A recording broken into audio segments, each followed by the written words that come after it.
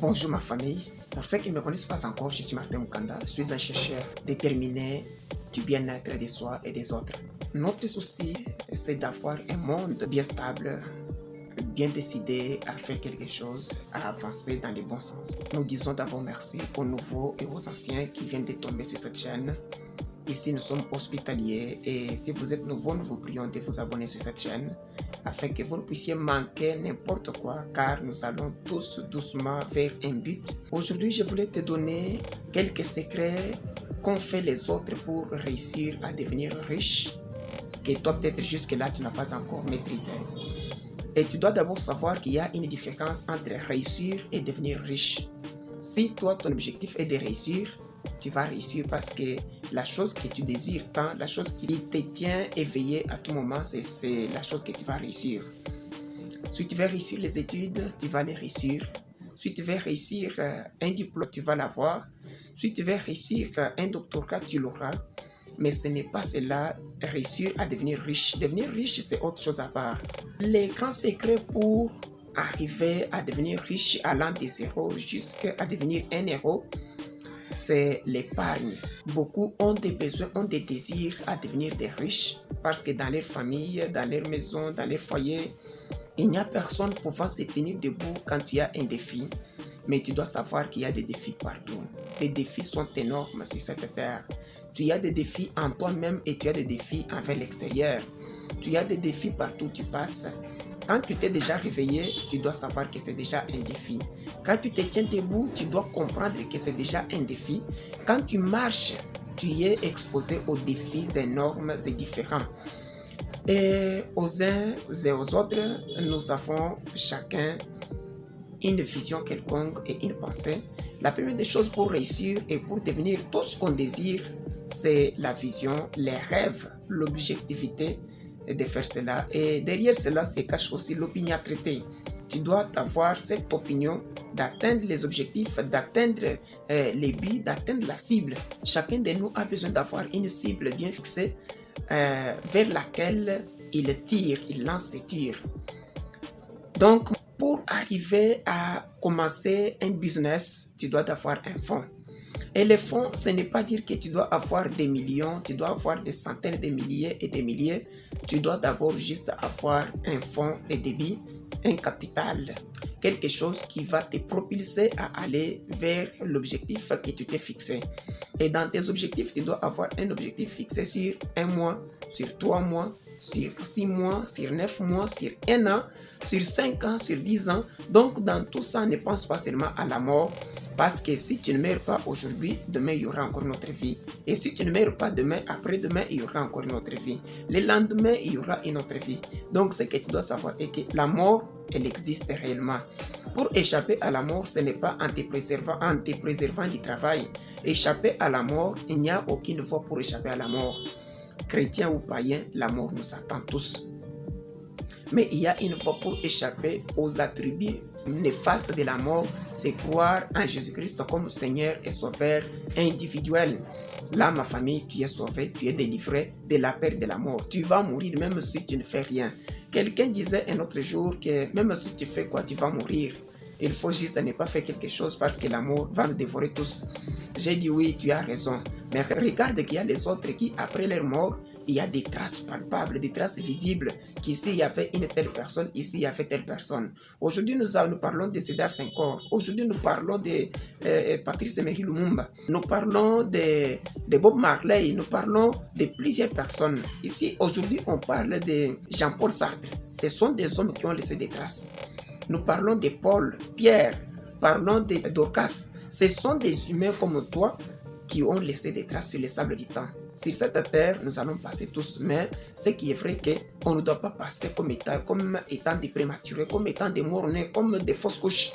Nous avions vécu, toi et moi, et avant de sortir, avant de quitter cette terre, il y a des traces que nous devons forcément laisser. Parce qu'après nous, il y aura nos enfants, après eux, il y aura nos petits-enfants, il y aura. Mais tu ne peux pas te donner l'objectif de vivre comme si tu n'as pas existé. Tu as existé, impacte les sols, impacte la terre, impacte ton environnement, impacte le monde, impacte jusqu'à impacter n'importe où. Les Joe Biden là, ce sont des humains comme nous, mais aujourd'hui, ils sont à la tête des nations qui dirigent le monde entier. Donc, il n'y a rien. La tâche est difficile, la tâche est dure, mais elle n'est pas impossible. Quoi que la tâche soit dure, soit difficile, soit extrêmement difficile, mais ce qui est impossible est que la tâche n'est pas impossible. C'est ce qui n'est pas à penser. Ne pensez pas qu'elle est impossible. C'est faisable. Si vous y ajoutez les vouloir et le pouvoir sont des verbes exéco, sont des verbes qui marchent ensemble, qui veulent faire quelque chose et qui veulent faire quelque chose. Donc, pour arriver à commencer un business, tu dois avoir un fonds. Mais tu ne viens pas de l'extraterrestre. Tu étais sur la terre, tu as travaillé quelque part, tu dois économiser. Mais ce qui est difficile pour quelqu'un qui fait commencer une activité, c'est comment économiser. Du coup, aujourd'hui, je vais te donner des techniques simples pour arriver à économiser quelque chose afin de commencer un business. La première des choses, c'est diagnostiquer tes besoins. Tu dois d'abord comprendre et connaître tes besoins. Dans ce corps, nous avons des grands types de besoins. Les premiers groupes de besoins sont des besoins vitaux. Les besoins qui, s'ils ne sont pas répondus, il n'y aura pas la vie.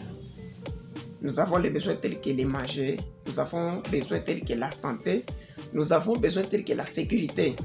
Quand on parle de manger d'abord, les besoins de manger, donc le corps même qui te permet d'aller travailler a besoin de manger. Tu dois d'abord manger afin de revitaliser ton corps en énergie pour pouvoir continuer à travailler et à amasser quelque chose qui te permettra d'atteindre les objectifs qui étaient fixés. Tu as besoin de manger. Tu ne peux pas te priver de la nourriture pour économiser de l'argent afin de commencer un business. Même si tu es qui, tu dois manger pour pouvoir ravitailler ton corps en énergie. Nous avons les besoins de la sécurité. Les besoins de la sécurité se caractérisent dans les besoins en habits pour se protéger contre les intempéries. Nous avons les besoins de la maison, d'un logement, d'un loyer, d'un appartement dans lequel tu dois t'abriter contre les intempéries. Sinon, si tu n'es pas abrité, tu n'auras même pas la force. Imagine-toi que tu passes une nuit à la belle étoile et les moustiques te piquent toute la nuit. Le matin, tu n'auras aucune force. Tu ne sauras pas sortir de cet endroit pour aller travailler.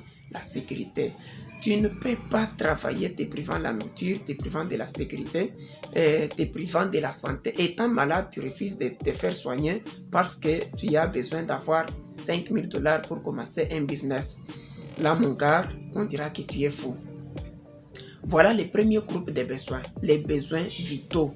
Nous avons dit les besoins de la nourriture, les besoins de la santé, les besoins de la sécurité. Ça s'englobe dans la sécurité. Nous avons le second groupe de besoins, ce sont des besoins prestigieux, les besoins de prestige. Alors, les besoins de prestige, là-dedans, nous voyons des habits luxueux, nous voyons des souliers luxueux, nous voyons tout ce qui constitue notre prestige, tout ce qui n'a. Donc, les besoins qui, même s'ils ne sont pas répondus, il n'y aura pas la mort. Il n'y aura rien qui va se passer. Voilà les besoins prestigieux, les besoins de prestige. Alors, dans ces deux groupes de besoins, tu dois d'abord différencier, après avoir différencié tes besoins vitaux et tes besoins de prestige, pour arriver à économiser un fonds pour te lancer dans un business, tu dois annuler, anéantir, supprimer, bannir de ton groupe de tes besoins, tous les besoins de prestige. Tu as besoin de te payer une veste, tu as besoin de te payer de nouveaux habits, de nouveaux souliers, de nouveaux chapeaux, de nouvelles montres. Je te dis, si tu as besoin de commencer un business rentable, bannis d'abord ces besoins, concentre-toi sur les besoins de sécurité, les besoins vitaux, car c'est cela qui va te permettre à ce que tu sois d'abord en vie, en forme, capable de pouvoir travailler et de reproduire encore autre chose. Le deuxième secret est que tout ce que tu gagnes, ne le garde pas dans les comptes en banque. Investis déjà dans quelque chose. Comme quoi?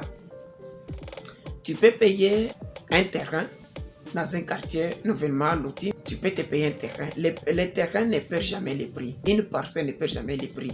À moins qu'elle soit payée dans la contrée où il y a peut-être un ravin qui veut détruire l'endroit. Ou peut-être dans une contrée où l'État a lancé la démolition de maisons. Alors si cette parcelle se retrouve dans une telle zone, là il y a la perte.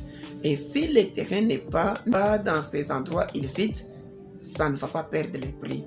Ne garde pas cet argent que tu as besoin d'économiser pour commencer un business dans ta maison, car à tout moment que tu auras besoin de payer quelque chose, que tu auras un souci, tu vas encore y toucher. Voilà le secret. Tu dois diagnostiquer les besoins, supprimer les besoins de prestige, garder les besoins vitaux, parce que c'est cela qui vont te permettre à vivre. Et de deux, l'argent que tu es en train d'économiser pour commencer un business ne doit pas être gardé dans la poche, ne doit pas être gardé dans ton compte en banque, parce que là, ça ne fonctionne pas. Et il doit être investi dans quelque chose qui va encore reproduire afin que dans les prochains jours, tu puisses avoir de la valeur ajoutée. Ne confie jamais une somme qui est gardée pour débuter un business, ne les confie jamais à une autre personne, même pas à moi. Ne viens pas me les confier parce que je ne saurais pas garder et te remettre au moment opportun. Il y aura des décalages et cela peut te perturber dans tout ce que tu fais. Merci, ma famille.